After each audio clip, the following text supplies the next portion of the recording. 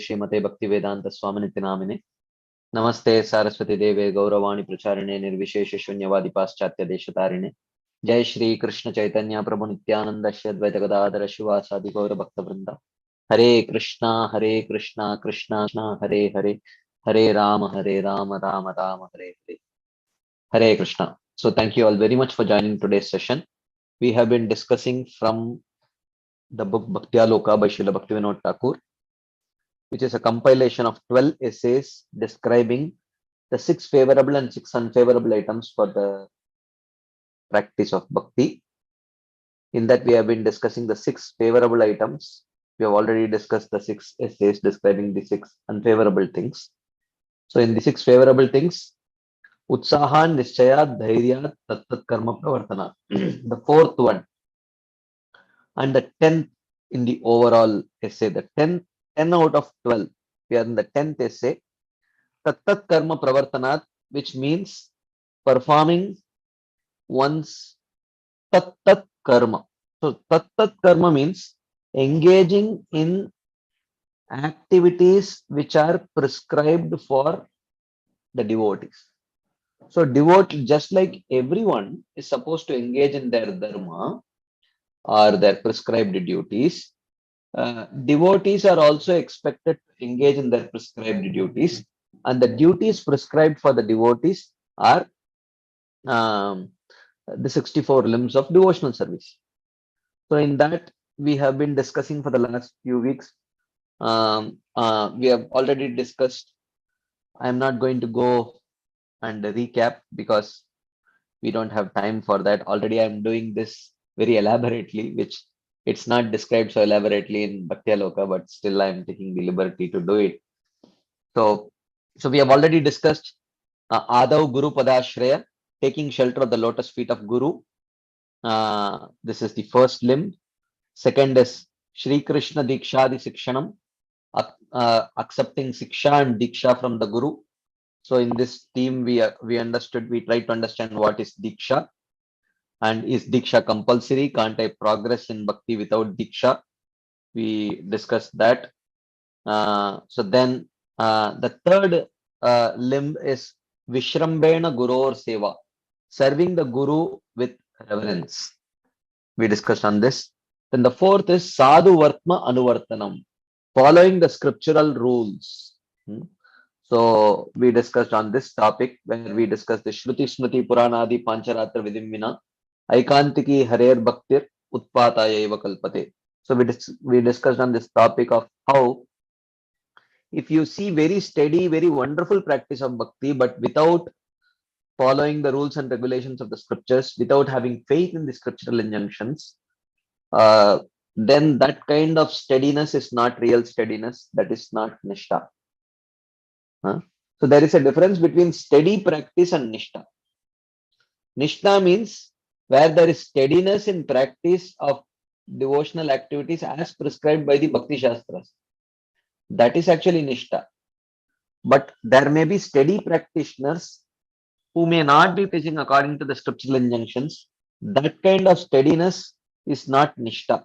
And that kind of steady practice does not give rise to any auspicious results like that. Then we discussed the next one is Sadharma Pricha. One should be very eager to inquire from the Guru about one's devotional duty. What am I supposed to do in my devotional life? How can I progress in my devotional life? These kind of questions have to be asked to the Guru. So this was the 5th limb. The 6th limb of devotional service is Bhogadi Tyaga Krishnasya Hetave, renouncing enjoyment for pleasing Krishna. So our purpose, the purpose of our life is not to give up what we like, but to embrace what Krishna likes. That is Yukta Vairagya. So we are not practicing Vairagya. Vairagya means to reject what you like. But Yukta Vairagya means to accept what Krishna likes and reject what Krishna dislikes. Right. So that we should be willing to do. So that is Bogadityaga Krishna Hetave or Krishnarte Bogadityaga, like that. Then the seventh, then we started discussing the seventh limb, which is living in Dwaraka or any other holy place. So here we discussed about one verse we did discuss last time. It is mentioned that whoever lives in Dwaraka for 1 year or 6 months or 1 month or even half a month, they will attain 400 form in the spiritual sky. Like that. This is from the Skanda Puran. So then this is actually Nivaso Dwarakadava Gangaderapi Sannidau. Residing in holy places like Dwaraka or on the banks of holy rivers like Ganga. That is also mentioned. So this is where we ended our discussion last week. Before we continue today's discussion, if there are any quick discussion points, comments, questions based on what we have discussed last week and summarized today, we can take it before we continue this discussion. Anything anyone would like to share as and you can please go ahead.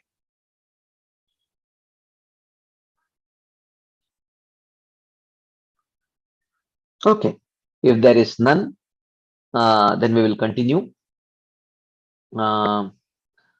So he gave one verse as proof for staying in a holy place, and he gives another verse to give proof for staying on the banks of a holy river. So it is. So he quotes this verse. This is about Parikshit Maharaj. Ya Vailasat Shri Tulasi Vimishra Krishnangrirenbyadikambunetri Punatisheshanubayatra lokan kastam na sevetamarishyamanaha.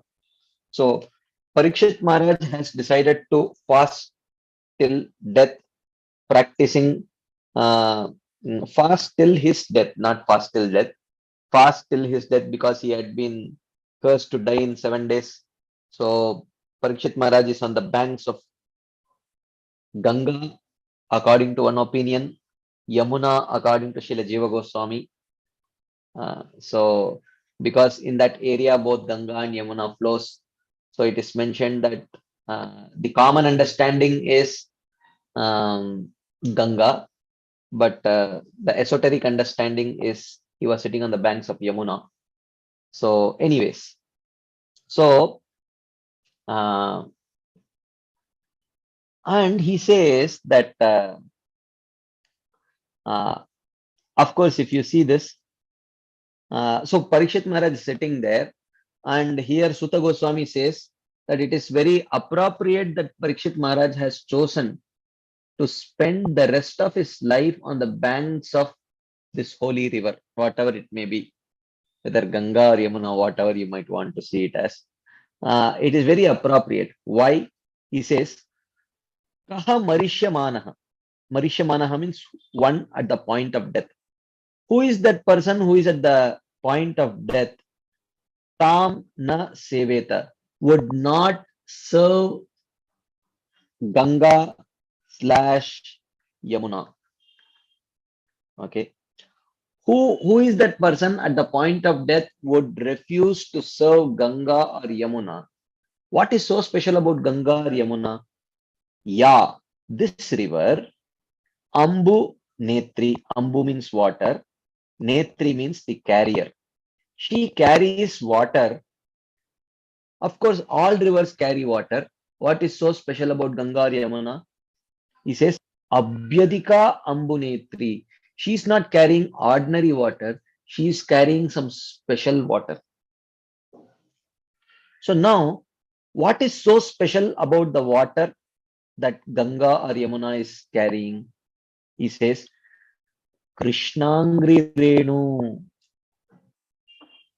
Because this water has been made excellent by the dust from the lotus feet of Krishna. So, Krishnangri Renu, Who is carrying the dust from the lotus feet of Krishna? You can say Ganga, but more appropriately it is Yamuna only, right? Krishnangri Renu. The Supreme Lord touched Ganga with his lotus feet once. Krishna bathed in Ganga practically every day. So therefore, Yamuna is said to be much more glorious than Ganga actually. So therefore, here he says, Krishnangri Renu Abhyadika Ambunetri.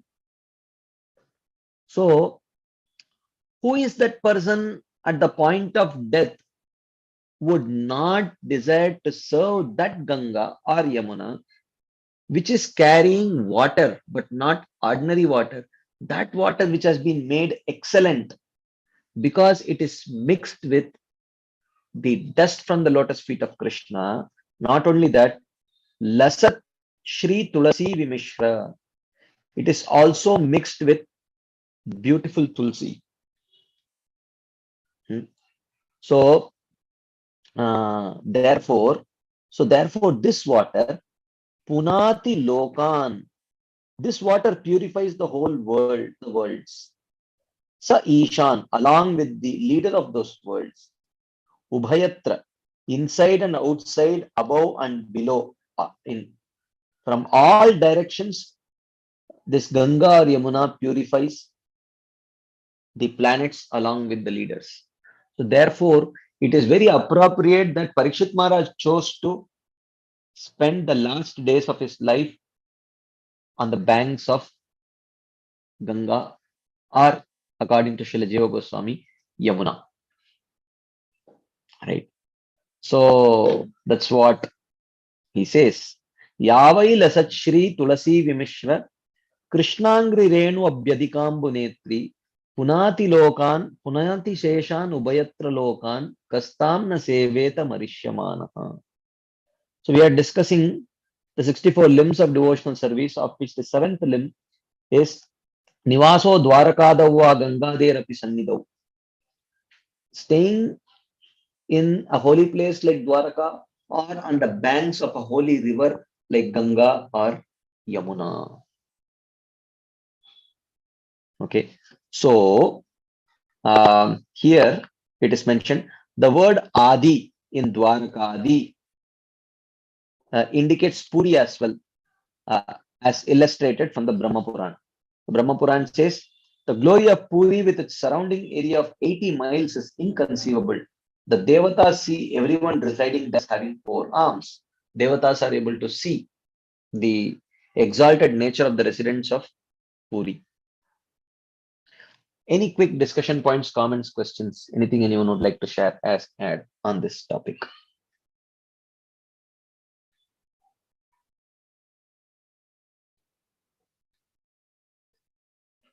Okay, if there is none, we will continue our discussion. The 8th limb of devotional service, as described here, is Yavad Artha Anuvartita. Yavad Artha Anuvartita means accepting only what is needed to practice one's devotional service, not more. Or, as it says here, living with minimal material needs. He quotes a verse from Naradiya Puran. Because accepting more and more would lead to spending more and more to acquire it. And the more you spend time to acquire it, the more you want to enjoy it. So to the extent that I remember once I was traveling with one of my friends, devotee friends actually, yeah, and someone had booked a ticket for us in a very expensive train, which is Rajdhani Express. So in Rajdhani Express, the ticket cost includes food. So 3 times food was brought. So this devotee actually was very, he was very particular about spending money.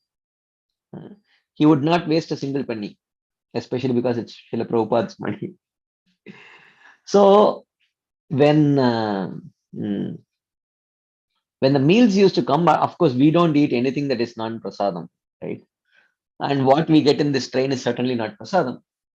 So this devotee would say, hey, come on, hard-earned money is going in there. How can we not eat? I said, your hard-earned, devotional credits will go away, right? So, so like that. So whatever you work hard to earn, you want to use it at any cost, right? So, so yavad artha anuvartita, living with minimal material needs. Hmm. So, um, so he quotes this verse from. So this is, as I mentioned, the first 20 limbs are non-negotiable limbs. We have to follow it. It is called as the door to bhakti. Okay, it is called as the door to bhakti. So, um, so here, these 20 limbs, as I mentioned, are not time consuming limbs, but they are actually time saving limbs. And they don't take any special time out of our schedule. They actually change our lifestyle. They are lifestyle changing limbs, which will actually, if we adopt that lifestyle, actually a lot of time will be saved for us. It will not take additional time. So, for example, living with minimal needs is a lifestyle adjustment. So, if we get used to this lifestyle adjustment, it saves so much of time, because if you have minimal needs, you have to work minimal time to acquire those needs. You have to use minimal time to spend that money which you have earned with a lot of hard work. And if you acquire something which is very good, then you want to spend some time showing it off to others also. Because if what is the, if you have spent a lot of money to get a nice, beautiful gold necklace, or, um, or, whatever, a beautiful suit or something, you don't want to just wear it and sit at home, you know, maximum number of people should see, then you really feel that you have got the value of that money that you have spent on that costly jewelry or whatever, right? So if we learn or adopt this lifestyle of living with minimal needs, then it spends so much of time that is needed to acquire it, use it, show it off, and all of that, right? So he quotes this verse from the Naradiya Puran. He says, Yavata syat swanirvahaha svikurya tavadartavit adikye nyunatayam cha chavate paramartatah. So he says, Artavit. Artavit means the person with wisdom concerning material objects. Tavad svikuryat. He would accept only that much. Yavata syat swanirvahaha. As much as is necessary for maintenance of bhakti. So whatever is needed to maintain our bhakti, only that much we must acquire. Adikye nyunatayam cha. By accepting more or less than that, chavate paramartatah. The person will fail to attain the highest goal. One should not accept anything less than that also. Then one's mind will keep meditating on that which is lacking. So whatever is needed to maintain one's bhakti. Of course, here, when one is not married and single, then one can think about whatever is needed to maintain one's own bhakti. But for householders, the application of this principle is not as straightforward, actually. Because we may need less, but our dependents may need more. They may not share our lifestyle, and they may not accept our lifestyle also, and we cannot enforce it on them. So we have to be sensitive about not overly pushing our choice of lifestyle on others, right? So, anyways, so as I mentioned, there is a very the application of this principle is very subjective. But anyways, now the question is, what does it mean to accept only that which is needed for maintenance of bhakti? Srila uh, Shukadev Goswami in Srimad Bhagavatam second canto, he says, Satyam Kshitau Kim Kashipo Prayasair Bahau Swasiddhe Hyupabarhanai Kim Satyanjalau Kim Purudanna Patrya Digval Kaladau Sati Kim Dukulaihi. He says, Satyam Shitau Kim Kashipo Prayasair. He says that when ground is there, what is the need for bed to sleep? Okay, this is a big shock for us. Then he says, Bahausva Siddhehi Upabarhanaikim. If you have your hand, you can use your hand as a rest for your head. Why do you need a pillow? Satyanjalau Kim Puruda Annapatrya. Why do you need vessels to put your food items? You have two hands. You can pluck a fruit and eat. You can cup the water from the rivers with your hands and drink. Why do you need even vessels? Digvalkaladau Satikim Dukulaihi. When the tree barks are there, what is the need for dress? You don't need. Like that he says. So then someone may say, oh, but I am, tree barks, maybe for summer it is okay, but for winter, they won't be that good to protect one from the cold of winter, right? So then he says, Chirani kim patina santi dishanti bhiksham naivangripa parabruta saritopya sushyan ruddha guha kimajito vatino pasannan kasmad bhajanti kavayo dana durmadandan. So he says, okay, if you are uncomfortable wearing tree barks, then he says, Chirani kim patina santi. Oh, in the previous verse, he says, Digval Kalado Satikim Dukulai. First, he suggests when the four directions are there, why do you need clothes? Which means, you don't need dress. Why do you need dress? He says. He said, oh, but I'm a human being. You see, I am not a dog or a hog. I do have some shame, so I can't roam around naked. So he says that Valkalado, there are tree barks that you can use. Then he says, oh, tree barks don't protect you from heat and cold that well. Then he says, Chiranikim patina santi. There are clothes which are, disposed of, discarded by people who don't need it. You don't have to earn for it. Take the discarded clothes, wash them and use them. Chiranikim patina santi. Then he says, oh, then what will I do to fill my stomach? If I become hungry, what will I do? Naivangripa parabruto dishanti bhiksham. Angripa means trees.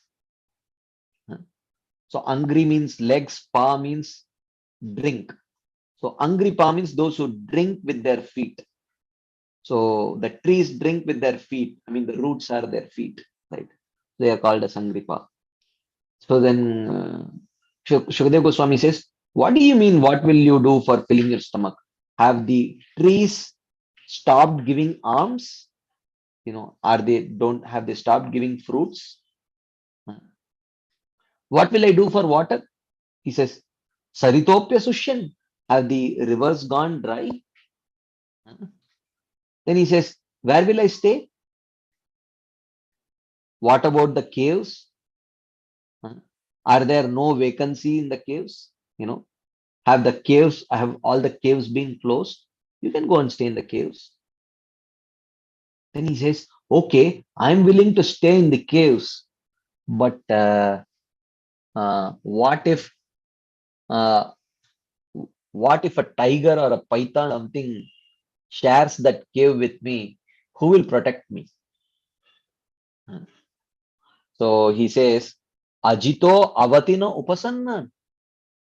So at this stage, Shukadeva Goswami becomes angry and he says, oh, I thought Krishna told Kaunteya pratijanihi name bhakta pranashyati. I thought Krishna has given his word, he has given his promise that my devotees shall never perish. I shall protect them. Yoga kshemam vahamyaham. So, uh, so has Krishna given upon that promise? Don't you trust in Krishna's words, in his, um, uh, in the guarantee that he gives? Kasmat bhajanti kavayo dana durmadandan. Why should the wise people then worship these mm, mm, rich people who are infatuated with money? Why should you sell yourself? Why should you go and beg from the rich people? You should not. So therefore, we should not become overly dependent on anyone else. As Prabhupada says in one of his purport, that it saps the very vitality of one's life. Over dependence on others' mercy saps the very vitality of one's life. Okay. One can depend on the mercy of the devotees for uh, one can depend on the mercy of the devotees for progressing on the path of bhakti, but we should not become materially dependent. So that's what he says. So here there is a beautiful purport that Srila Prabhupada writes here. He says, for this verse purport, Srila Prabhupada writes, but here the idea given by Srila Shukadeva Goswami is that the reserve energy of human life, which is far superior to that of animals, should simply be utilized for self-realization. Okay. Don't utilize all your time in accumulating material necessities. That is the meaning actually. Okay. Because time is very precious, it should not be wasted for things which are not connected for self-realization. Advancement of human civilization must be towards the goal of establishing our lost relationship with God, which is not possible in any form of life other than the human form. So that is real advancement of human civilization. One must realize the nullity of material phenomenon, considering it as a passing phantasmagoria, and must endeavor to make a solution to the miseries of life. Time, energy, and one's resources should be used to put an end to the miseries of life and achieve the goal of life, which is to establish our relationship with Krishna.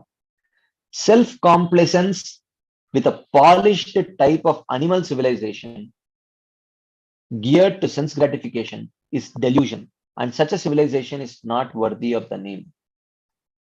Okay, self-complacence with respect to achieving the real goal of life. So, mm, so self-complacence with respect to achieving the real goal of life is actually and living a polished life of sense gratification is actually animal life. In pursuit of such false activities, a human being is in the clutches of Maya or illusion. Great sages and saints in the days of yore were not living in palatial buildings furnished with good furniture and so-called amenities of life. They used to live in huts and groves and sit on the flat ground, and yet they have left immense treasures of high knowledge with all perfection. So, what is our definition of success? Okay, success means to not take, to take less and give more. That is the life of a saint, actually. Take less and give more. And when you give, what you give has to be valuable. Leave something which is valuable. Hmm. So what is valuable? The literatures are valuable. If you go to Vrindavan, there is a very, very unique place in Vrindavan. So, I mean, you must have gone to that place. You can please raise your hands if you have seen it. In Shri Radha Madan Mohan temple in Vrindavan, there is just besides the Samadhi Mandir of Srila Sanatan Goswami, there is what is called as Grantha Samadhi. There is something called as Grantha Samadhi. How many of you have seen it? You can please raise your hands. How many of you have seen that Grantha Samadhi? Okay. Tiffany Mataji has raised her hands. Anyone else has seen this Grantha Samadhi? Wow. Just one. Okay, you should definitely visit that. It's a very, very holy place. So there is a history to this. Srila Rupa Goswami, you all know this story that uh, after Srila Rupa Goswami, Sanatan Goswami, and the other Raghunath Das Goswami, they wrote all their literatures. The original copies of those literatures were sent in the first book distribution party of Srila Narottam Das Thakur, Shyamanand Pandit, and Srinivasacharya. But before sending the original copies to Bengal, because there were many, many senior devotees who were staying in Bengal, they should also have the they should also have the opportunity to read the Goswami's literature, because practically whatever Chaitanya Mahaprabhu gave, the essential philosophical conclusions, because in Bengal all the Bengali works that were done, most of them were not philosophical in nature. They were all biographies of Chaitanya Mahaprabhu. Many, many biographies were there, but they were not so philosophical in nature. Shri Chaitanya Charitamrita was the first Bengali literature which, along with the biography of Shri Chaitanya Mahaprabhu, had his philosophy also. So, Srila Jiva Goswami wanted to send the writings of very, very valuable writings of the Goswamis to them. So they must have made multiple copies, but certainly one of the copies of all those works were put inside one or two big trunks, steel trunks, and a samadhi was made for them. Grantha Samadhi, that is called as Grantha Samadhi. Can you imagine at one place the original works of the Goswamis, Srila Rupa Goswami, Sanatan Goswami, Raghunath Das Goswami, Jiva Goswami, and all of them. Those, matlab, can you imagine all those works just to be around all those books? He personally made copies and made us put it in trunks and made samadhi for that. It is right next to on the left of Srila Sanatan Goswami's samadhi in Madan Mohan temple. If you go there, you can see that. So that is the real treasure, right? While they did not live under a roof, but Jiva Goswami made a marble roof for the real treasure that was left behind, the books of the Goswamis. So here he says, they used to live in huts and groves and sit on the flat ground, and yet they have left immense treasures of high knowledge with all perfection. Srila Rupa Goswami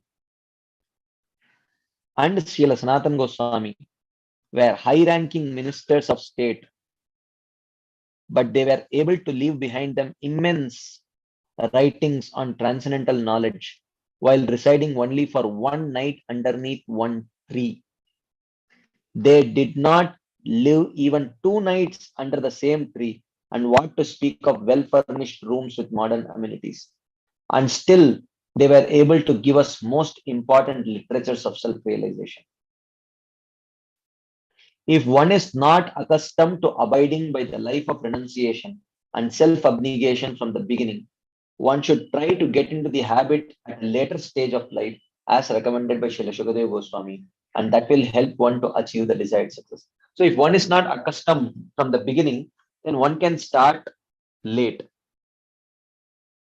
The renounced order of life is never meant for begging or living at the cost of others as a parasite.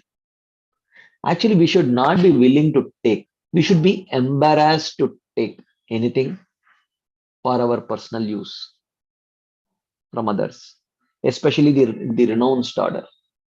Uh, So, Srila Prabhupada writes, according to the dictionary, a parasite is a sycophant who lives at the cost of society without making any contribution to that society. Hmm.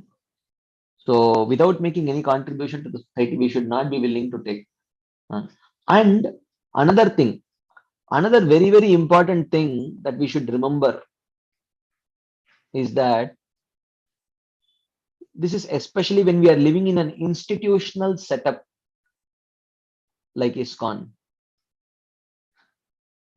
Especially if you are a brahmachari or someone who is an insider in an institution, you may be contributing some services, even valuable services to the institution, but we should not expect I'm telling what is the practical application of this principle.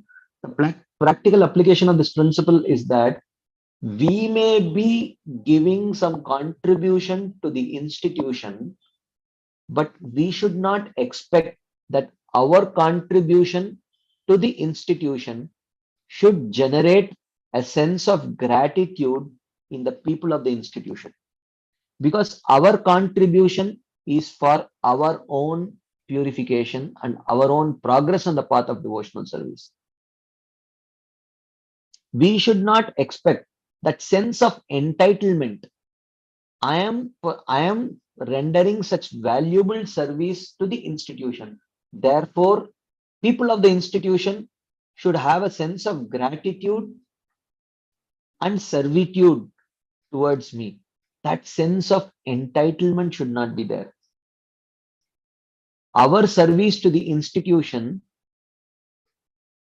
is for our own spiritual growth. For the rest of the people, we have to serve them personally if we want to expect any personal reciprocation from them. We should not hope that our service to the institution should generate gratitude in the individuals, and they should come and serve us, render service to us. That sense of an entitlement is very dangerous actually, and it will actually bury us.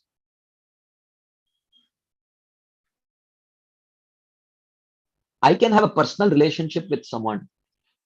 I should render a personal service to someone, and then I can take a service in return from that person. Like say I sit on Bhagavatam class, I sit on the Vyasasana and give a Bhagavatam class. I should not think that I have given such a wonderful Bhagavatam class. People should feel grateful towards me and come and render service for me. That is ridiculous actually. Because we are sitting and glorifying Krishna for our own purification. For that, we should not expect that the people should feel grateful towards me and render service to me. For that, I have to earn. We should feel embarrassed if people serve us for that. I am doing something for my own growth. Why should someone come and serve me for that? We should feel embarrassed actually. At least even if we may not feel embarrassed, we should not have a sense of entitlement. What wonderful service I'm rendering to the institution. How could you not feel grateful for my service? I mean, that is very ridiculous. So here, Srila Prabhupada is writing that according to the dictionary, a parasite is a sycophant who lives at the cost of the society without making any contribution to the society. The renounced order of life is never meant for begging or living at the cost of others as a parasite. The renounced order is meant for contributing something substantial to society and not depending on the earnings of the householders. This is not meant. Renounced order of life, real renunciation means we should be embarrassed to take anything. We should be eager to give in the form of literatures.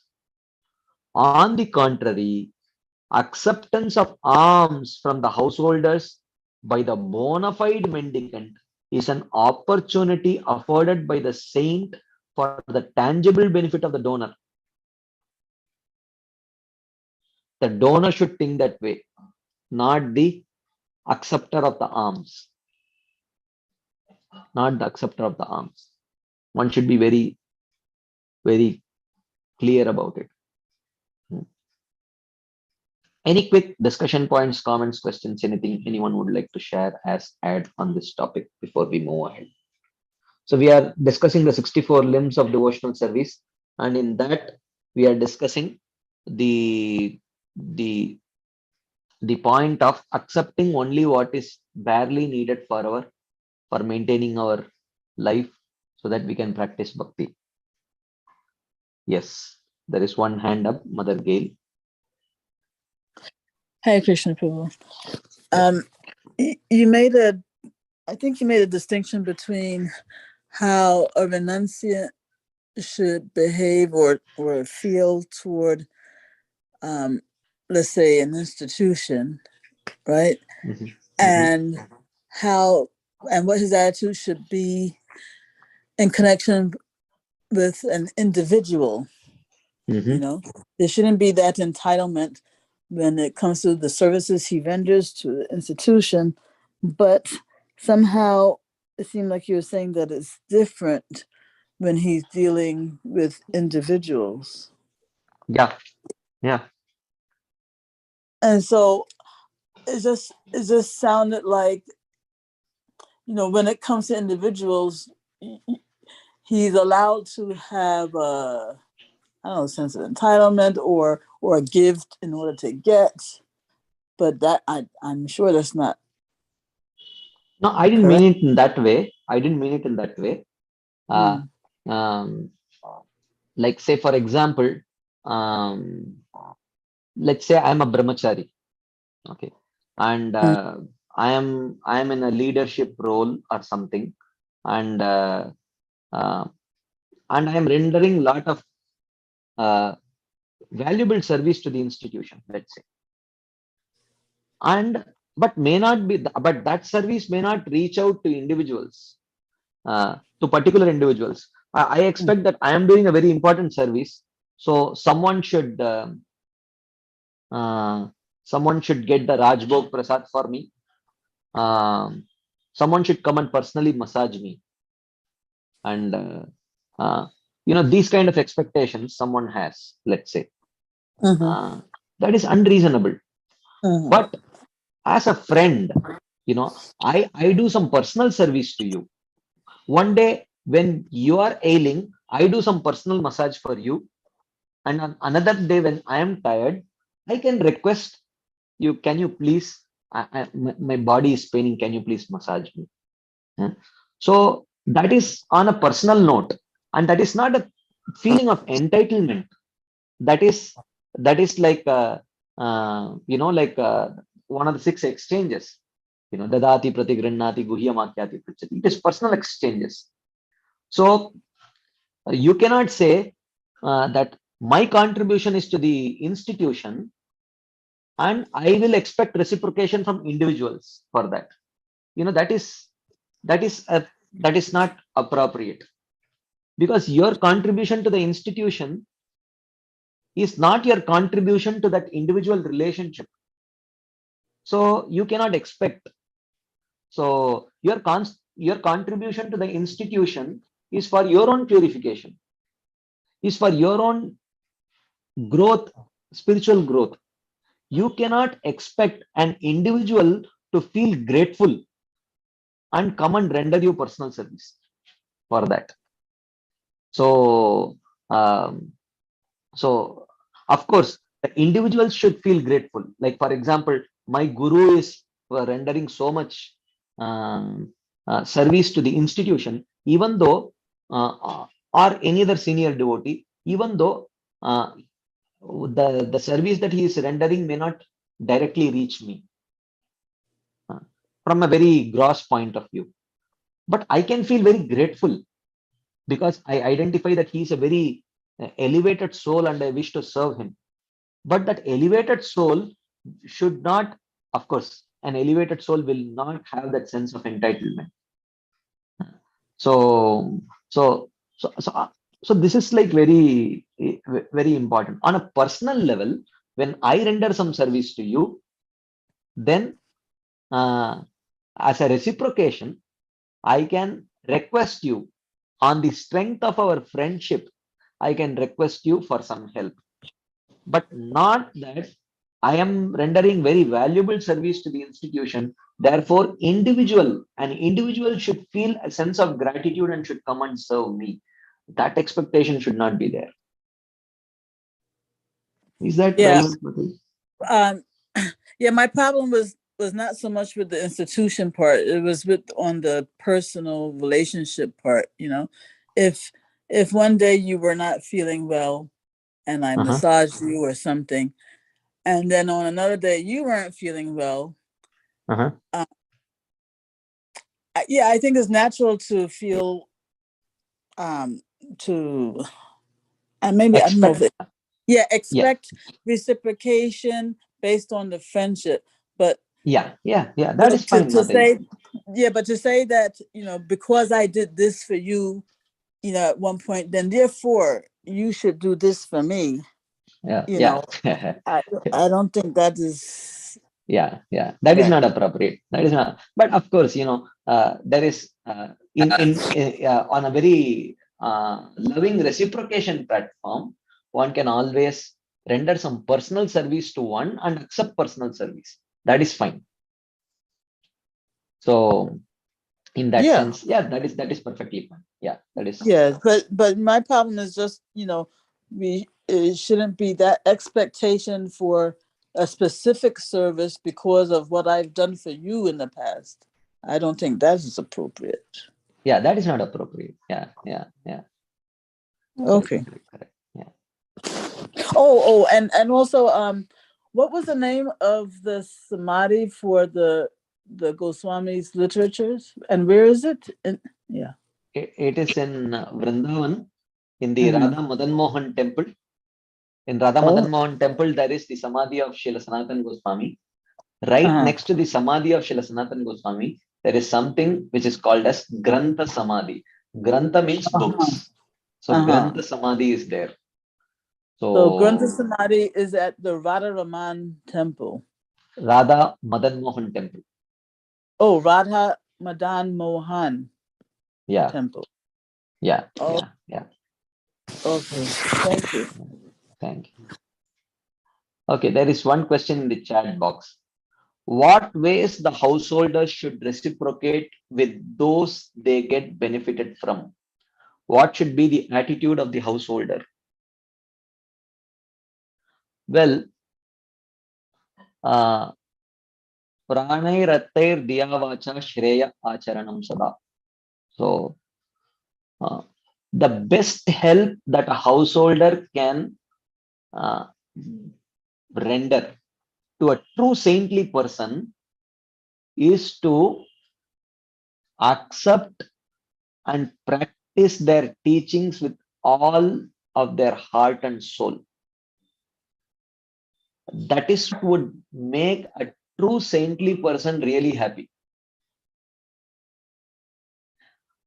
right? So that is the most powerful way of pleasing and reciprocating with a saintly person. And he says that when you ask a genuine question, Sadharma Pricha, and the person gives a genuine answer, and the next time the person sees you, he sees that you are very diligently applying that principle.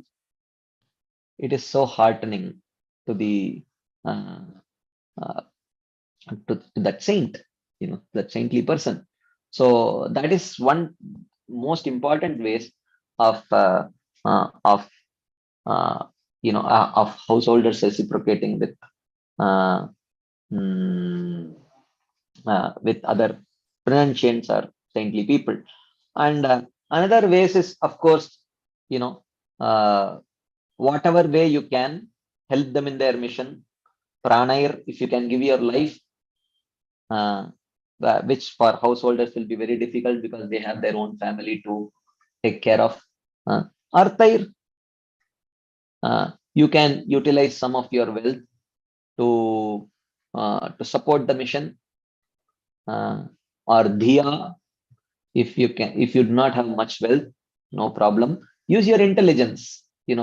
Krishna has given you some skills and intelligence to do something. Maybe help that person with advertising the programs and things like that. Whatever way you can help that person in his mission to propagate the message of Krishna, you can do that. Or Vacha. Uh, Vacha is very simple, word of mouth. Oh, you know what? This devotee gives very nice classes. Why don't you attend his class? You will get benefited. So there are multiple ways in which whatever is possible for a grihastha or a householder to do, one can reciprocate in this way. But the most important way in which they can reciprocate is when they see that their teachings someone is diligently trying to follow. That gives great pleasure, like that. Okay, Mother Gail. Yeah, just back to the Grantha Samadhi. Uh-huh. I was just wondering, since normally we don't see the body of the saint, but in the Samadhi, but with the books, Uh-huh. are they visible at all? No, they are not. But I don't know what exactly uh, is it that at some point when the books vanish due to whatever reasons, um, was someone authorized to take those books out of the samadhi and use them? I'm not very sure. Probably, there was something like that because the purpose of you have to preserve the body of a saint in a samadhi, but you preserve knowledge by actually distributing it. So I'm sure that in the case of mm, a situation where the books are lost, probably I'm sure Jiva Goswami would have wanted someone to take those books out of the samadhi and actually rewrite and redistribute those books. That's what is my understanding. Yeah, because I know that there are original the original writings of CC Uh-huh. are available to be seen. I've seen like the video of that. Where Yeah, they yeah, yeah, have. yeah, yeah, yeah. So I was wondering if a similar situation was there for the Goswamis books. Yeah, the original writings, many of the original writings are there, still there, preserved.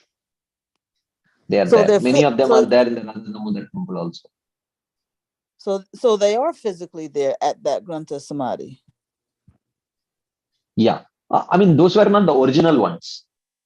The original ones were sent. The original ones are still available outside, many of them. I'm not sure if all of them are available, but the copied versions are there in the Grantha Samadhi.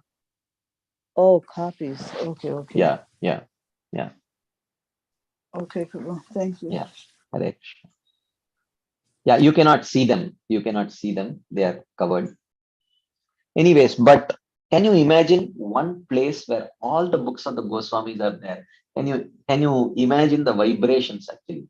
There is Brihad Bhagavatamrita, there is Laghu Bhagavatamrita, there is Lalita Madhav, there is Vidagdha Madhav, there is uh, I can't, we don't even know the names of all these books. There is Tavamala, uh, there is, what not, Hari Bhakti Vilas and the Shad Sandarbhas and the commentaries. And I mean, can you imagine, all of them there at one place, and right next to the Samadhi of Srila Sanatana Goswami. Can you imagine the vibrations there actually? Really potent. Okay, anyways, so let's move on. We have spent sufficient time. I just wanted to complete this section fast, but somehow I get stuck up. So next is the ninth limb, which is Harivasara Sammanu. So respecting the day of the Lord. So respecting the day includes Janmashtami and you know uh, Ekadashi, like that. Sarva Papa Prashamanam Punyam Atyantikam Tata Govinda Smaranam Nrinam Ekadashyam Uposhanam. This is Ekadashyam Uposhanam. By fasting on Ekadashi, hmm, by fasting on Ekadashi, Nrinam Sarva Papa Prashamanam. A person destroys all the sins. Hmm, So a person destroys all the sins by fasting on Ekadashi. Punyam Atyantikam. He gains abundant pious credits. Govinda Smaranam. And he attains remembrance of the Lord. You see here. But devotees, they don't want pious credits, because if you get pious credits, then you will have to take birth again to spend that pious credits. Okay. But there is uh, Govinda Smaranam. We want remembrance of Krishna. That one can get by fasting on Ekadashi. So, even though we have seen this before, even though all these various verses that are quoted here, they give various different results of practicing bhakti. Destroying sins, gaining piety. Why would devotees want piety? They don't want piety, right? But this is mentioned for attracting those people who may not have pure devotional faith. For so these kind of things are there for those people, especially all this Ekadashi Mahatmya stories and all that come. Most of those stories are meant for attracting non-devotees. Hmm. They are meant for attracting non-devotees. They are not meant for devotees. But we see always devotees only forwarding this Ekadashi Mahatmya stories to in devotee groups. Uh, oh, you don't have a child? You know what? Very strictly do Nirjal Ekadashi on Putrada Ekadashi. And on Putrada Ekadashi, if you fast nicely, you will get a child. And we don't do Ekadashi for that purpose. And there are stories about Pandavas or someone performing this particular Ekadashi and getting some wealth and getting some child and things like that. Those kind of stories are there. And our own devotees keep forwarding this in the devotee groups. These are not meant for devotees to follow. Why do devotees follow Ekadashi? Srila Bhaktivinoda Thakur says, Madhavatiti Bhakti Janani Jatane Palana Kori. Krishna Vasati Vasati Boli Parama Adare Bori. Jatane Palana Kori. I observe with great care Madhavatiti. The holy days commemorating the pastimes of Lord Madhava, like Ekadashi. Why do I follow that? Bhakti Janani, because they are the mother of devotion. They give birth to bhakti.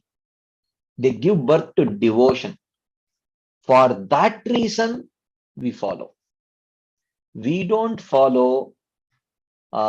We don't follow Ekadashi for any other reason. So therefore, in my humble opinion, we should not be um, we should not be forwarding uh, these kind of Ekadashi Mahatmya stories in our devotee groups. If it is for a newcomer who is, you want to attract some new people who have who don't know much about bhakti, but they are pious people. To attract such people, you can show these Ekadashi Mahatmya stories to get them to practice Ekadashi. But you are not supposed to send these stories for devotees, for practicing devotees, because practicing devotees, we perform Ekadashi to please Krishna, to get his mercy, so that we can progress on the path of devotional service. So this is important. Harivasara Sammano, following Ekadashi, Janmashtami, and all those days connected with Krishna. Any quick discussion points, comments, questions, anything anyone would like to share as I...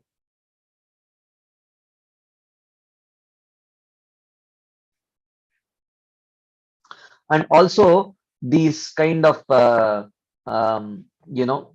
these kind of secondary results that are mentioned, like you will get some piety and all these things, devotees will not get, even though the verse itself says that one will get piety, but devotees will not get piety.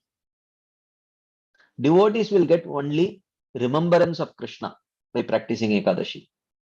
So even though there may be many verses in very many different Puranas suggesting many types of material results, and some may say one will get the bliss of liberation and all those things.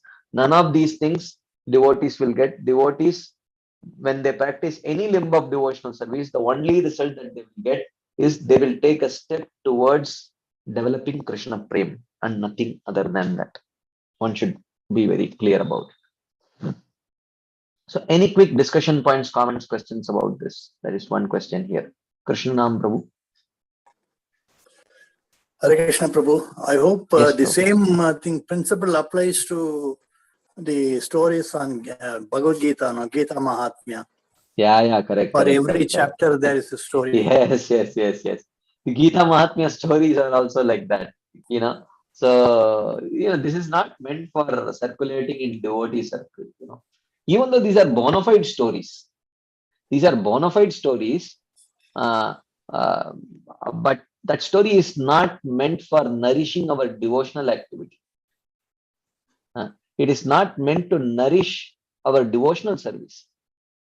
Just like there are all medicines are bona fide, but we have to take medicines according to our ailment.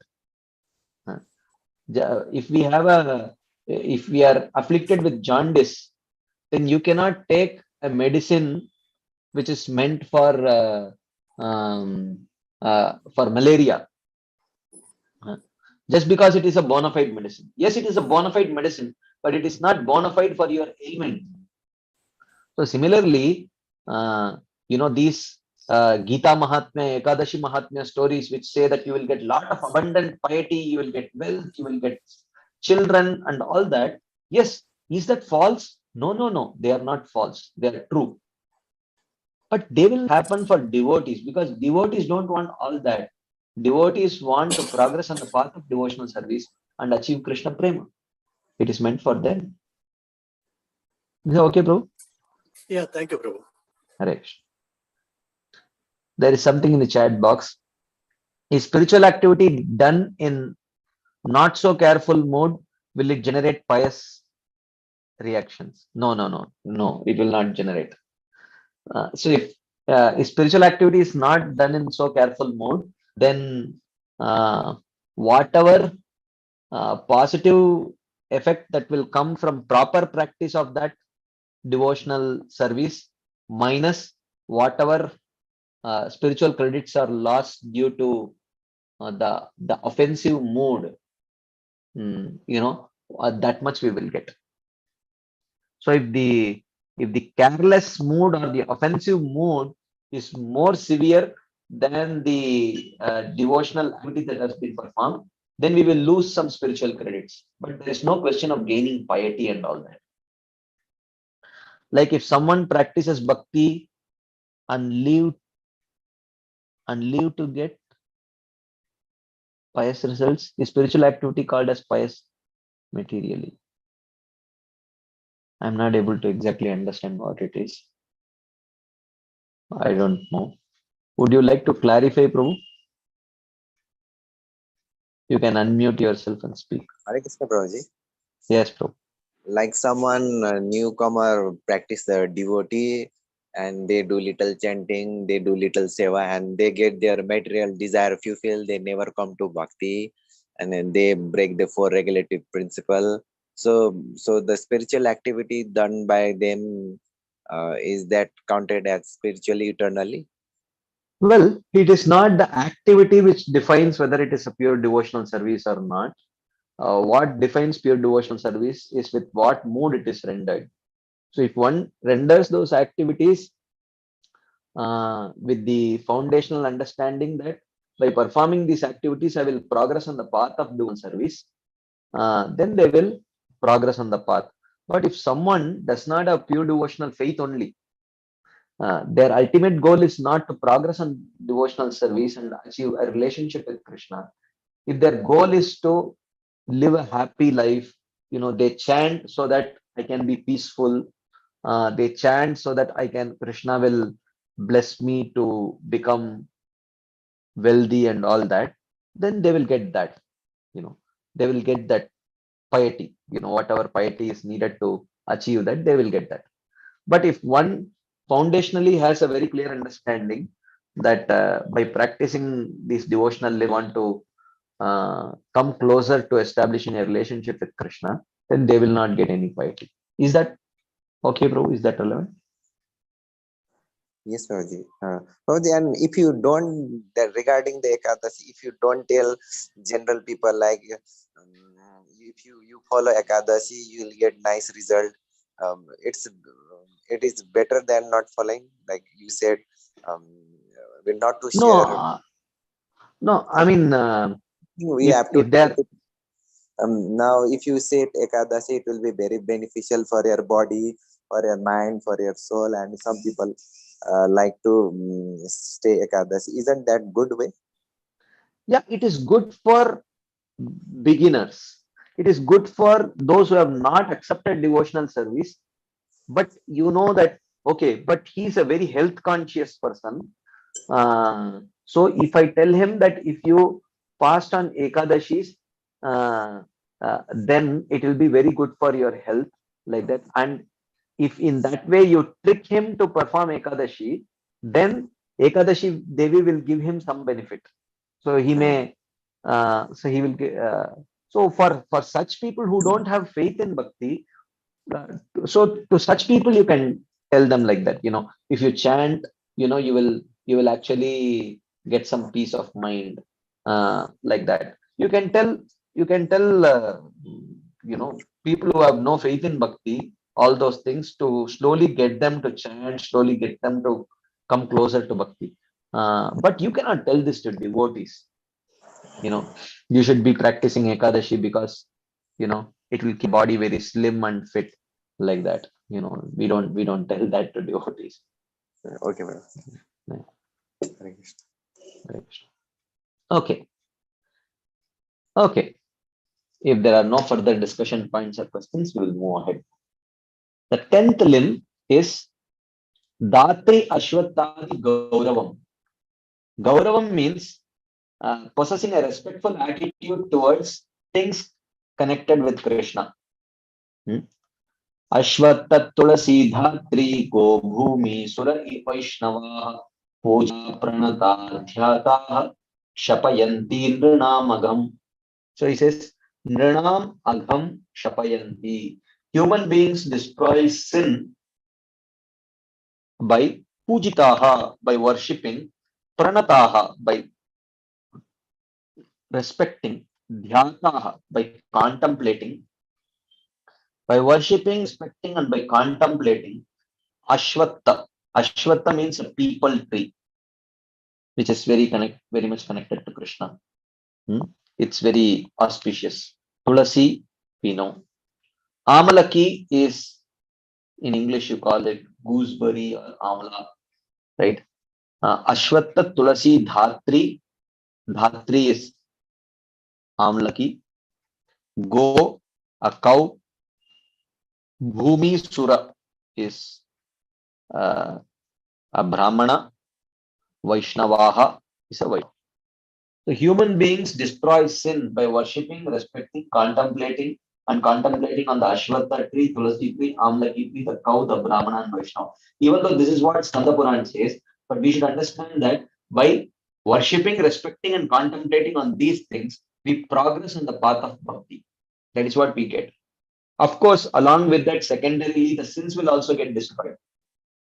Okay. The moment one starts bhakti, at that time only all sins are destroyed. So devotees don't perform these activities for destroying the sins, but they perform these activities because it is very pleasing to Krishna, because these objects are very dear to Krishna, like that. So here, Shilaji Swami writes, the Ashwatha tree is worthy of worship because it is a vibhuti of the Lord. So in the 10th chapter of Bhagavad Gita, he does say, Krishna says, I am Ashwatha tree of all the trees. Because the Lord has descended on earth as the benefactor and friend of the cows, you know, and the Brahmanas, Go Brahmana Hitayacha, they also should be worshipped by the devotee. All those other items are mentioned along with Tulasi and the Vaishnava to remove any doubt about worshipping them. Because we know that Tulsi and Vaishnavas are very worshipable, but we do not know. But what about this Ashwatha tree, Amalaki tree, and all? So they are mentioned along with Tulsi and Vaishnava to remove any doubt about whether they are fit to be worshipped or not. Among the other items, worship of the cow bestows the ultimate goal for the worshippers of Krishna. Very important point. Amongst the other items, worship of the cow bestows the ultimate goal for the worshippers of Krishna. Any quick discussion points, comments, questions on this point?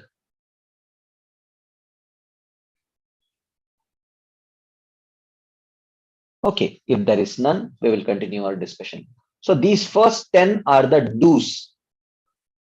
The next 10 are the don'ts, which we should avoid doing. Okay. As I mentioned, the first 20 limbs are non-negotiable limbs, but one need not fear that how can I practice all 20 limbs? How is it possible? One may think like that. No, their 20 limbs are non-negotiable in the sense that they don't take your time. They are lifestyle changing limbs. They are lifestyle changing limbs and time saving limbs, actually, rather than time taking limbs. So one need not fear. So now the 11 to 20 are the don'ts. So by avoiding these things, you save a lot of time and you bring in a positive change in your lifestyle, which will save you a lot of time to engage in Krishna conscious activities. So the 11th item is Shri Krishna Vimukha Jana Sangha Tyagaha, giving up the association of those opposed to Krishna. In the form of newspapers, television, people, social media, all these things, right? So here he says, Varam Hutavaha Jwala Panjarantar Vyavastiti Nashauri Chinta Vimukha Jana Samvasa Vaishasam. Varam. So this is from the Katyayana Samhita. It is mentioned, it is preferable Panjarantar Vyavastiti. Panjara means a cage, Antar means inside a cage, Vyavastiti means to stay, Varam means it is better. It is better to remain within a cage Hutavaha Jwala. And that cage is right in the middle of a fire, blazing fire. So if you are in the middle of a fire, but if you are not covered by a cage, then you can at least hope to get minimally burnt but run past that fire. But if you are put inside a cage, locked inside a cage, and there is fire blazing all around you, then there is no chance of survival. It's only a question of time when we will be burnt to death. Death is sure.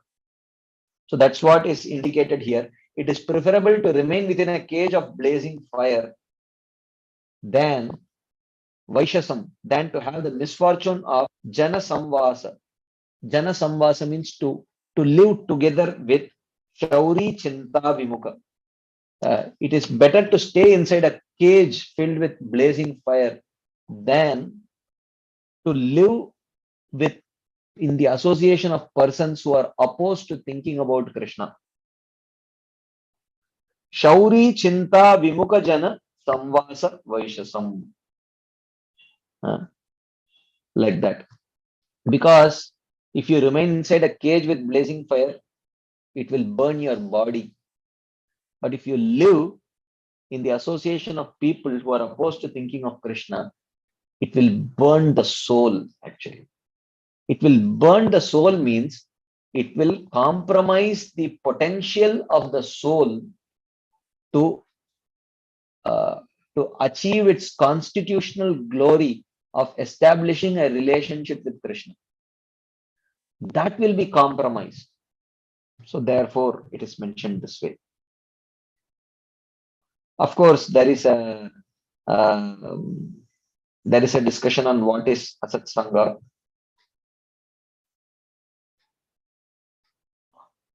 Okay, I will not go into the details of this because I am skipping this because already we have discussed this in detail in Atahara Prayasascha Prajalpo Niyamagraha Janasanga. In Janasanga, we have already discussed that. And the next essay will be Utsaha Nischaya Dairya Tattat Karma Pravartanat Sangatyaga. In that also it will be discussed. So I don't want to discuss it a third time. So I'm skipping these slides. But even though in my notes I will share these slides with you, you can always go over these slides. I'm just skipping it for now. Okay. Any quick discussion points, comments, questions on this topic?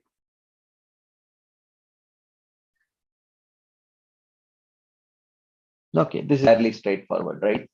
Then 12, 13, and 14 are three limbs which are mentioned in one verse of Srimad Bhagavatam, 7th canto, 13th chapter, instructions of Narada Muni to Yudhishthir Maharaj.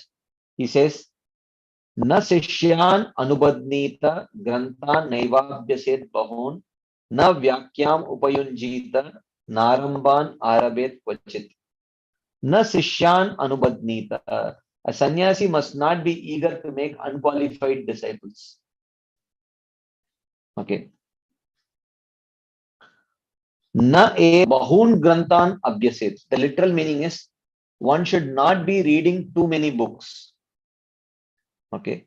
There are two meanings to this. Okay. One meaning is one should not be reading those books which are not talking about pure devotional service. This includes books which fall within the Vedic gamut. Okay. Not all books within the Vedic gamut fall within the category of devotional literature. Some may be Karmakandiya literature, some may be Karma Yoga literature, some may be Jnana Yoga literature, some may be Ashtanga Yoga literature. And there may be some which are pure devotional literature. So one should not be very one should not be unnecessarily reading books which do not deal with the subject matter of pure devotional service. This is one understanding. Another understanding that Srila Bhaktivinoda Thakur gives in one of his books is that he says, if you want to understand the subject matter properly, he says, don't read too many books which talk about that subject matter. Little. He says, read one book cover to cover and then read another book cover to cover. Don't parallelly read two books because you may fail to connect with the context, language, and many other things. Like you suddenly take, you want to know what Srila Jiva Goswami has spoken about this. You directly go to the commentary of Srila Jiva Goswami and you read something. Srila Jiva Goswami says, oh, this is in this verse he is talking about mm, uh, like say or say Vishwanath Chakravarti Thakur. He says, oh, this is talking about Pradhani Bhuta Bhakti. You'll be like, what? What is this? Because we will not understand. So, Pradhani Bhuta Bhakti means something which Srila Bhaktivinoda Thakur defines in the beginning of his commentary, and the subsequent times when he uses those terminologies, he does not bother to define them. So we will not understand clearly. Or sometimes two different acharyas may use the same terminology with a different meaning. For example, Baldev Dyabhushan used the word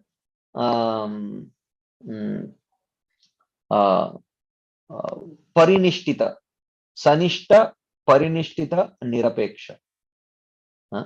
But when Bhaktivinoda Thakur uses them in one place, he uses a similar meaning. But when Bhaktivinoda Thakur uses that same similar terminologies in the commentary to Manasiksha, he gives a different meaning only to that. So generally, acharyas, when they give definitions to particular terminologies, particular terms, they define it the first time they use it. They define it the first time they use it. They don't bother to keep defining it again and again.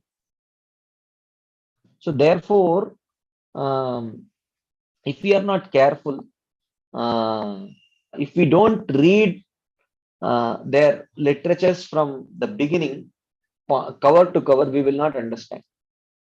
Right? So, na grantan, na eva bahun grantan abhyased means one should not read too many books which are not necessarily discussing pure devotional conclusions.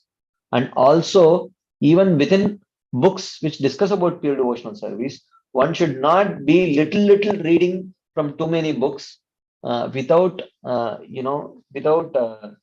covering one book comprehensively from beginning to end. And na vyakyam upayanjita, or nor should one give discourses as a means of livelihood. Teaching or speaking cannot be one's profession. It cannot be one's profession. Speaking about devotional service cannot be one's profession. Rather, one can perform a profession of their own, earn whatever they can earn, and in their spare time, they can speak about devotional service free of cost. One should not earn one's livelihood through performing devotional service. It is not a healthy thing to do, actually. Ideally. Rather, better, because it will sooner or later create an unhealthy consciousness to pursue that particular activity. Let's say if someone is a very good kirtaniya and he says that, why should I engage in a software job? Let me do kirtans from place to place. Whatever little I earn, I will sustain myself like that. it seems like a noble idea, and definitely it's a very noble idea. But over a period of time, what happens? They will think that, oh, in the previous house they paid me 2,000 rupees. In this house they are paying me only 1,000 rupees. So why should I chant for 2 hours? I will chant for 1 hour only. So which means essentially we have started chanting. Ideally, we should be chanting for pleasing Krishna, but we are using the holy name to make a business. Eventually, it becomes like that. Unless one is very, very, very clear and detached. But generally, we are not. So ideally, Srila Bhaktivinoda Thakur says, you know what? Do your job. If you are a doctor, earn by being a doctor. Okay. And donate some money for Krishna happily. And whatever free time you have, you actually engage in um, engage in giving Krishna Katha or singing Krishna Kirtan or do some deity service free of cost. You may say that, oh, if I work outside, then I will be able to give only 1 day for Krishna. But if I don't work, if I work as a pujari, I can do 7 days a week. True. But 7 days a week, if you do it for taking money, then can you guarantee that you can maintain your consciousness that you will continue doing that deity service not as a profession and but as a service to Krishna? That is very difficult. What if they add little more service to you? You will think that, Array, you are paying me only 10,000 rupees, but you are giving me 12,000 rupees worth of work. So which means very quickly we have started seeing it as work. So one should not give discourses or do any of these core devotional activities as a means of livelihood. Ideally, voluntary service you can do. Otherwise, you work and contribute. You earn and contribute. Or whatever little time you can contribute free of cost to devotional service, you do. That's what Srila Bhaktivinoda Thakur says. Then na aramban arabit vachit. He should not engage in big projects which distract him from his spiritual goals. Big projects, but you are not able to basically chant holy name properly. We should not engage too much in that. Srila Jiva Goswami commenting on this, he says, this rule means that one should not accept unqualified disciples. Na sishyan anubadnita means one should not accept devotees. One should not accept disciples. That is the literal meaning.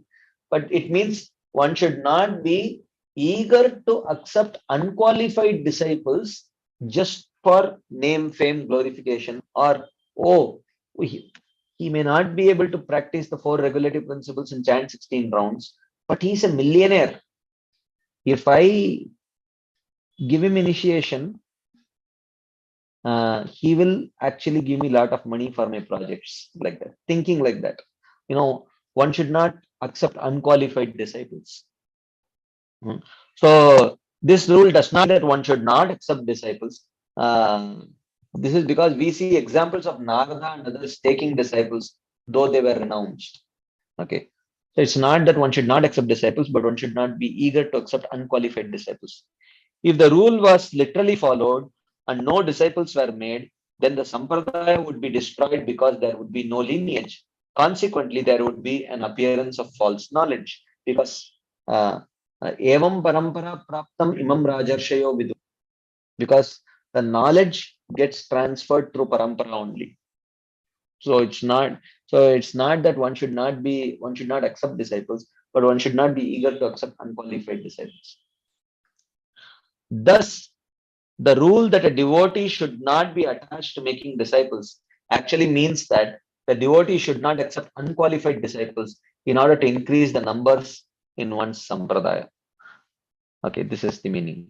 Second, the injunction that one should not study many scriptures means that one should not study scriptures other than Vaishnava scriptures, that is, scriptures opposed to Bhagavatam. Scriptures opposed to the conclusions of Srimad Bhagavatam are there even within the Vedic fold. The Karma Shastras, the Dharma Shastras, their conclusions are different from the conclusions of Bhagavatam because they are meant for a different category of people only. And the injunction about big projects should be similarly interpreted. That is, big projects pleasing to the Lord can be undertaken, but not for one's own name, fame, glorification, or for one's own, uh, purpose like that. Any quick discussion points, comments, questions, anything anyone would like to share on this topic?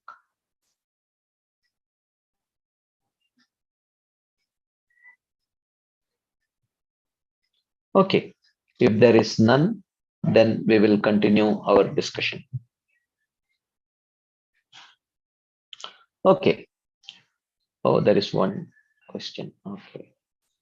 Abhay Gaurachandra Prabhu. Only this regarding about reading the book, he said not to read the devotional service.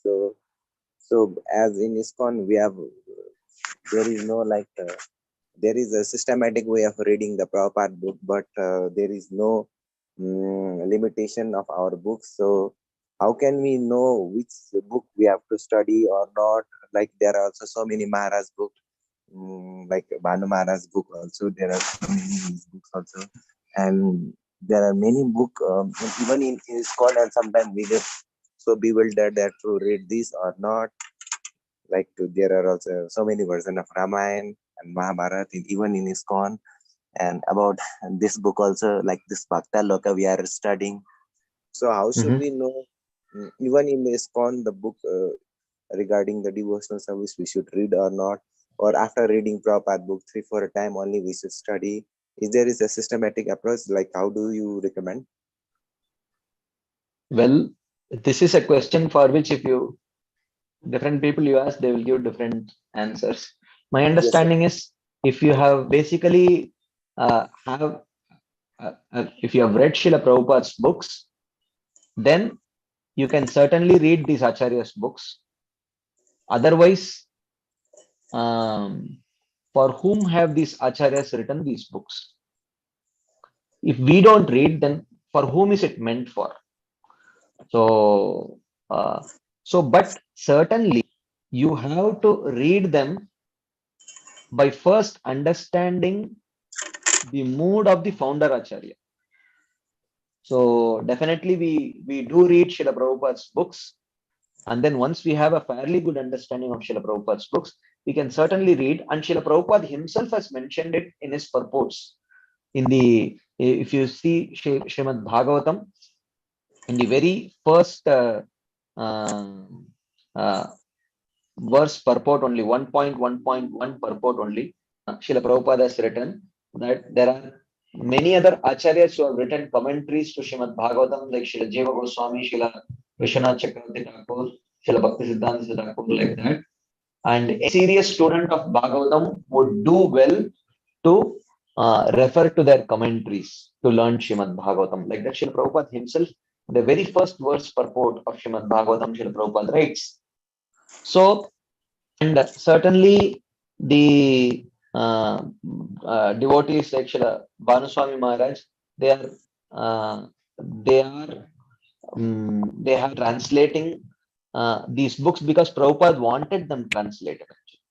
Prabhupada has instructed potential translators, and what books they need to translate also mentioned actually, like Pradyumna Prabhu, Sarva Bhavana Prabhu, His Holiness Bhanuswami Maharaj, all of them, they have been instructed by Srila Prabhupada in terms of which books to translate and all that. So, so therefore, but in what order to read these books, one can always take personal guidance from senior devotees like His Holiness Bhanuswami Maharaj. He has translated, so you can ask him only. Maharaj, when are we supposed to read these books, in what order we are supposed to read these books, like that we can always ask them. And in terms of which books we can read, which books we cannot read, I would say any book for which our sampradaya acharya commented upon, we can safely read that book. That is what I would say. So if our sampradaya acharyas have commented upon a particular book, then we can safely read that book. If they have not commented upon those books, then not that those books are not qualified, but those books may not nourish our particular mood of devotion towards Krishna. For example, in our sampradaya, we don't have a sampradaya commentary on Ramayana. We don't have a sampradaya commentary on Mahabharata. Huh? So, therefore, then what? Not that does not make those books non-bona fide, but just that those books probably, the content of those books not necessarily nourish our devotion towards Krishna. So we don't read those books. I mean, that cannot be our bread and butter actually. So that is what I would, that is how I would see, because there are so many generations of acharyas which have come and gone from Sri Chaitanya Mahaprabhu's time. The 6 Goswamis were there, then subsequently, Narottam Das Thakur, Bhakti Vinod Thakur, Srila Bhakti Siddhanta Thakur, Srila Prabhupada, and his god brothers, all of them, they have come and gone. So whatever books they have commented upon, translated, etc., they are relevant for nourishing our devotional mood towards Krishna. We can safely study those books. Is that relevant, Prabhu? Okay, Prabhu. Thank you very much. Hare Krishna. Anything else before we move ahead? Okay, Mother Gail.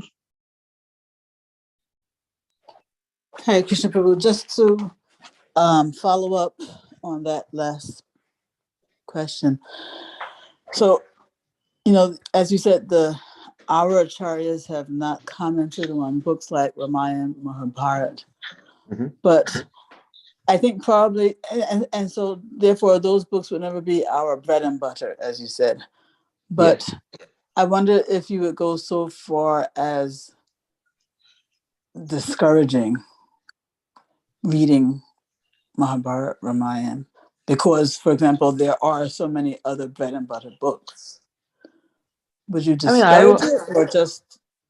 Well, I would not make a propaganda discouraging wholesale Mahabharata or Ramayana. I would certainly not do that, because that would unnecessarily that would not be my modus operandi of discouraging. But if I personally know people and they ask me for a suggestion, and if I see that they are intent on accepting my opinion, then I may tell my opinion to them. But I would certainly not I would not openly discourage people on a public forum or something like that. But having said that, but certainly, the books, Mahabharata and Ramayana do have probably some very interesting subplots and subparts which can keep people very, very absorbed. The battle of Kurukshetra, and who fights whom and all that. It's like very very interesting and absorbing read. But at the end of it, it does not inspire any devotion towards Krishna. Actually, what did you say? I didn't catch. What did you say about devotion to Krishna? It does not inspire. It does not inspire. Yeah. So, so that's why Mahabharata is a dharma shastra. Actually. So, so it is supposed to inspire a person who is struggling with sinful, non-dharmic inclinations, to make him, to inspire him to live a life committed to dharma, varnashrama dharma. That is the purpose of that book. But is that the purpose of my life? Do I need that inspiration, or do I need the inspiration to a life centered around pleasing Krishna? So if we want to live a life centered around pleasing Krishna, then Mahabharata is not the book. If we want to live a life centered around pleasing Krishna, centered around living just a dharmic life, then Mahabharata is the book. But having said that, if someone has a very strong urge to read something which is very entertaining, then okay, it's fine. You can read Mahabharata as long as you understand that you're read just for the entertainment value. So I don't have a problem with that. Yeah. Okay. Okay, great. Thank you so much. Okay, thank you.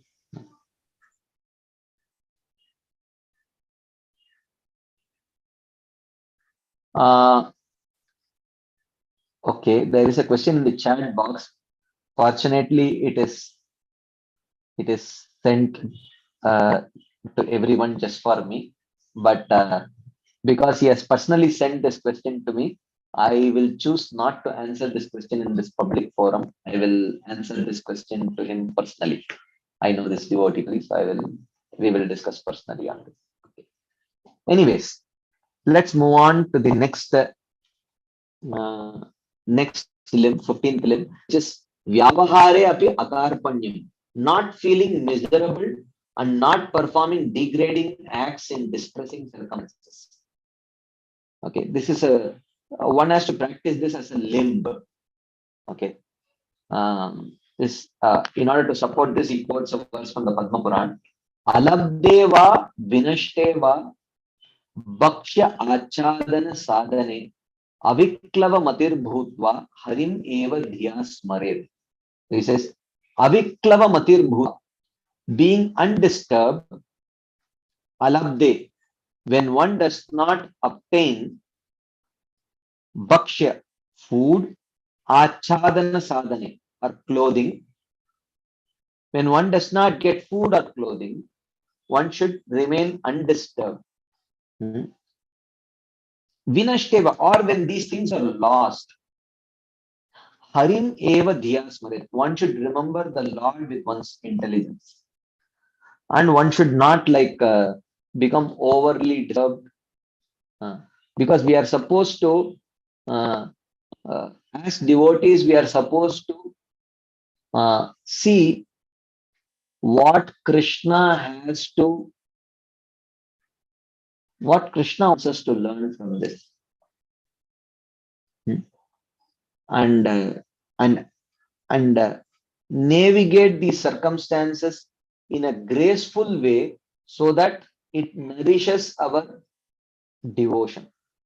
That is the purpose, right? So he says this injunction applies to the devotee practicing smaranam, etc. So when he is practicing smaranam, like meditating on something, if he is not able to get something, he should not be distressed. The devotee absorbed in service, however, will perform service corresponding to the material he obtains, and thus will make efforts to obtain those items if these items are present, instead of simply remaining indifferent to loss or lack of these items. So one should not say that, okay, I'm going to do deity worship. I don't have clean water. In this bucket there is unclean water. So one should not think that, okay, I should not over endeavor. I should not feel miserable for it. I should be satisfied with what I have. What do you mean you should be satisfied with what you have? You just have to pick yourself up, walk a few steps, get clean water to serve the Supreme Lord. So one should not, this is not a license for being complacent. That's what he's indicating here. It should be understood that this injunction also means that he should perform low actions with prominence of begging and such. You know, um, in difficult situations, one should try to meditate upon how do I respond to this situation in a way that will make Krishna and my Guru happy, rather than being completely distressed, um, and and sort of engage in degrading acts like commit suicide and things like that, or start stealing and things like that. One should not do that. Any quick discussion points, comments, questions on this topic?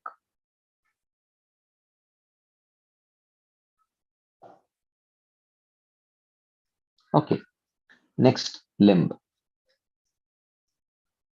So, Shokadi Avashavartita, not being controlled by lamentation or other emotions, any extreme emotions. Shokamarshadibirбhavairakrantam yasya manasam katam tatra mukundasya spurti sambhavana bhavet. Katam mukundasya spurti sambhavana bhavet. How is it possible for Mukunda to appear in the mind of a person whose mind is afflicted with shoka, amarsha, adibir bhavai? How can the Supreme Lord appear in the mind of that person which is completely consumed by extreme emotions such as lamentation, anger, or other emotions? So when our mind is consumed by extreme emotions actually distract us from thinking about Krishna. Extreme emotions distract us from thinking about Krishna, from meditating Krishna. So, therefore, we should be careful to not allow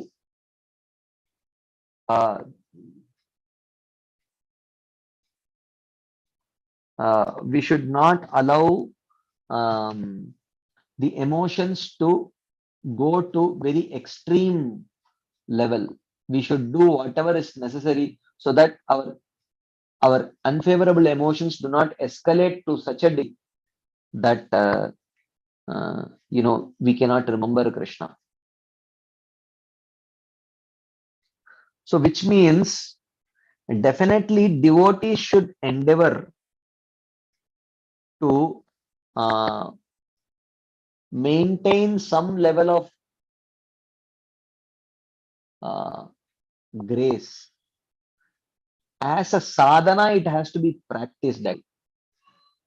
We cannot allow our emotions to escalate to extreme proportions at which we lose control of ourselves and act in disgraceful ways. So we have to be very careful. So because extreme emotions take our mind away from Krishna. Any quick discussion points, comments on this theme topic? Anything anyone would like to share? Ask.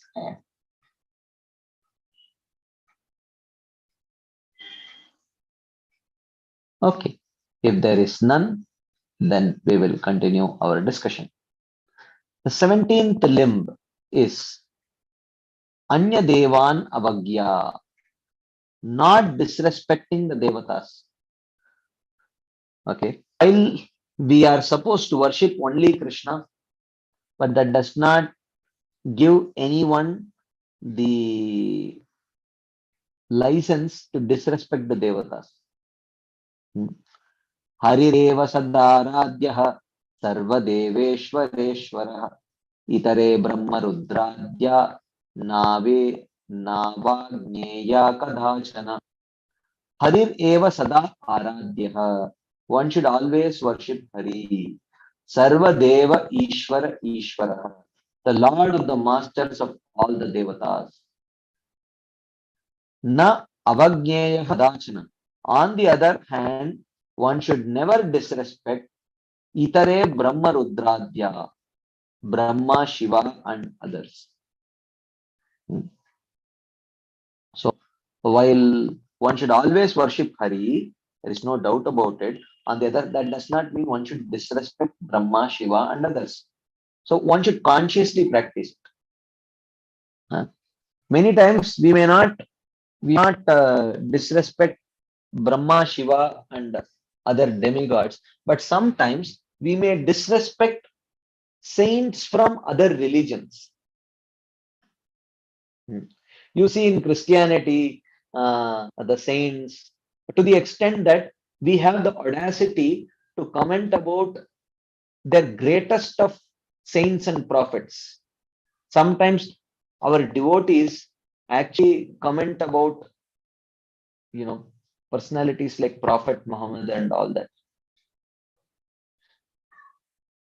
When we know for very sure the activities of our um, our saints and our supreme personality of Godhead cannot be judged by common codes of morality.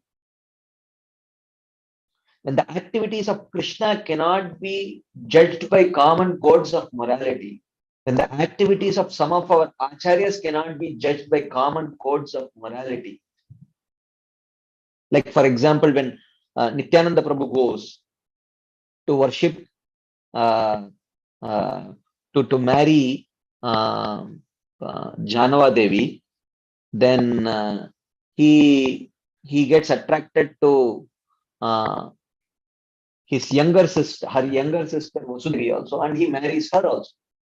Now, this is actually, you cannot explain this and defend it on the platform of common codes of morality. Right? So, these are things. And how would you explain Krishna going and giving pleasure to Kubja? Krishna enjoying with the gopis, right? So when you know that explanation of these subject matter, it requires a higher level of faith. Sometimes we have the audacity to actually comment on saints. We may not comment on the demigods. Demigods we should certainly not do. But we sometimes do end up criticizing and commenting on the saints from the other religious traditions, which is very bad, actually, which is very bad.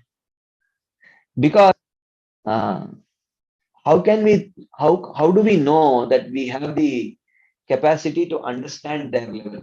It is just like they're commenting on Krishna. You are talking of morality of our saint when your own God married so many. He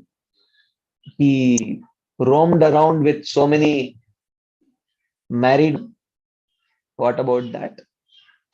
So we should not, when our saints Vaishnavera Kriya Mudra Vigyahana Bhujay, when we say our own activities and behavior of our own great saints cannot be understood by common men, then on what basis we are commenting on their saints?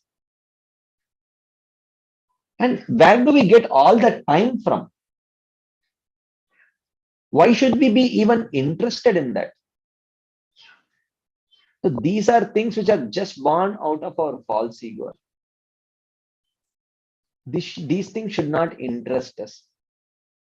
When we have not learned about our own saints properly, when we have not read the books left behind by our own saints, why should we have so much curiosity and interest in the faults or the apparent faults seen in the saints from other religious traditions? This can reason for such interest can only be our false ego and nothing else. This is just an extension topic which I wanted to touch on this section on not disrespecting Brahma, Shiva, and others. So this includes worshippers of Brahma, Shiva, and others should also not be disrespected, and worshippers of other religions should also not be disrespected. Any quick discussion points, comments, questions anyone would like to share?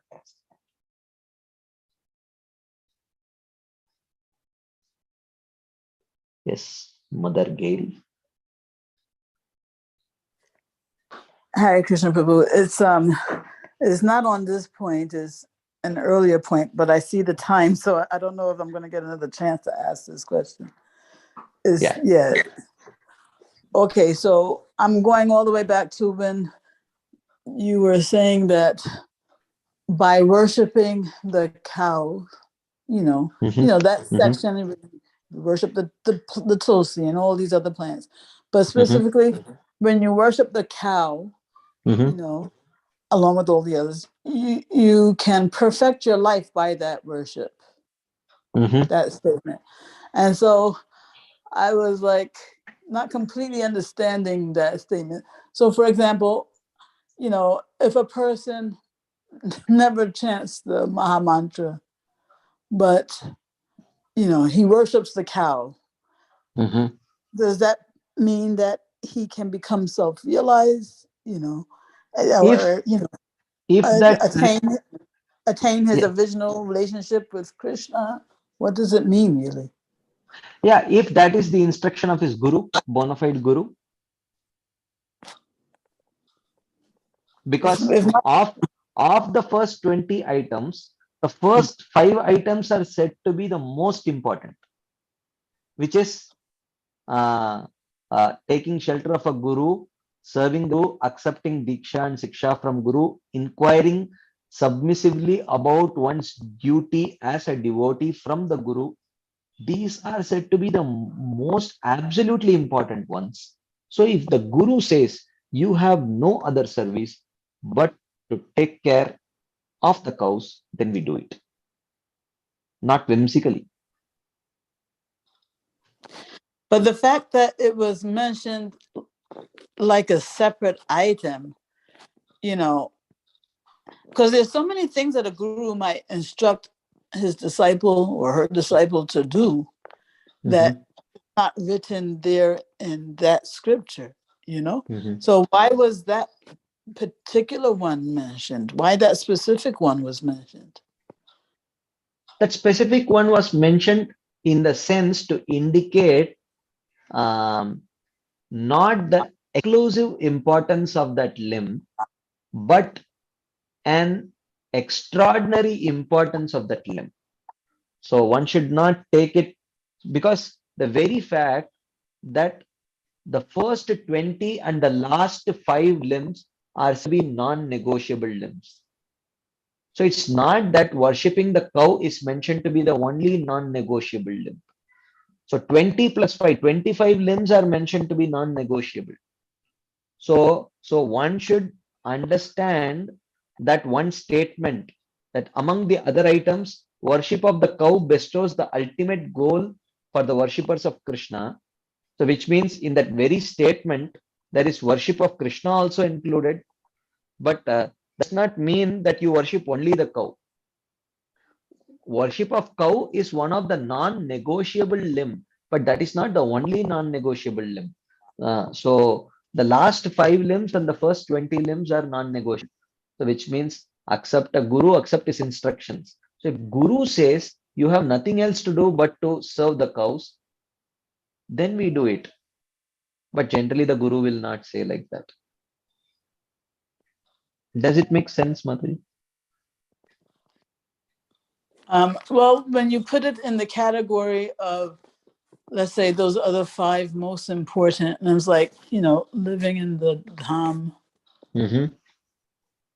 or chanting the holy name, chanting the holy name, studying of Srimad Bhagavatam. I mean, I don't know, when it comes to those 5, I think, I don't know, some fuzziness is still there, because if you do any one of those 5 alone Mhm. and you don't do anything else, Mhm. will perfection be there? No, Uh-huh. Okay, so because after this description of the 64 limbs, Srila Goswami does touch on this topic. He says bhakti can be perfected. He says ekanga bhakti, anekanga bhakti. Ekanga bhakti means uh, by, he says very carefully, by predominantly practicing one of these limbs, one can achieve perfection, or by practicing multiple limbs predominantly, one can achieve perfection. So he does not say by exclusively practicing one limb. He never says that. He says predominant practice of one limb rather than exclusive practice of one limb. So, so one may, amongst these 20 plus 5, one may predominantly have an attraction for a particular limb, which is very natural. One may choose to practice it also, but that is never exclusive. It remains predominant. mhm. Okay, okay. So worshiping the cow is, I It's mean, it's important.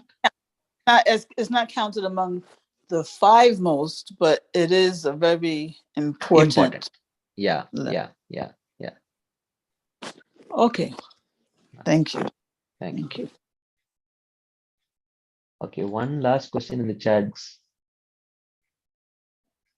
Okay, yeah, someone shares that. Thank you for making the distinction between exclusive and predominant. It clears up something I've been ruminating on for a long time. Yes, true. Yeah. The very first time I read this, I thought it was exclusive. But the second time when I read it again, then it was not exclusive, it was predominant actually. Anyways, but thank you all very much for your patient listening and your enthusiastic participation. Before you drop out, please do not drop out yet.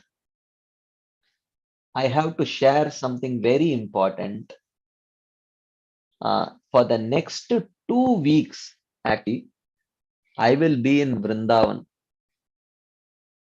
So for the next 2 weeks, we will not have Bhakti Aloka session. So please note this down. Next 2 Wednesdays, we will not have Bhakti Aloka sessions. So let me just check it out once. Next Wednesday is uh, 9th, I guess, right? 9th of November. And the Wednesday after that is 16th November. So 9th and 16th. On 9th, I will be on a train to Vrindavan, and on 16th, I will board my train from Vrindavan, from Mathura to Bombay. So 9th and 16th, both of the days, I will not be available for taking the Bhakti Aloka session. I really apologize for this. I so the Wednesday after that, resume our discussion on Bhakti Aloka on this topic of Tat Tat Karma Pravartana. So thank you all very much for your patient listening and your enthusiastic participation. Srila Prabhupada ki jai, Srila Bhakti Vinod Thakur ki jai, Srila Rupa Goswami Pad ki jai, Shri Bhakti Aloka ki jai, Shri Bhakti Rasamrit Sindhu ki jai. Hare Krishna. Thank you very much.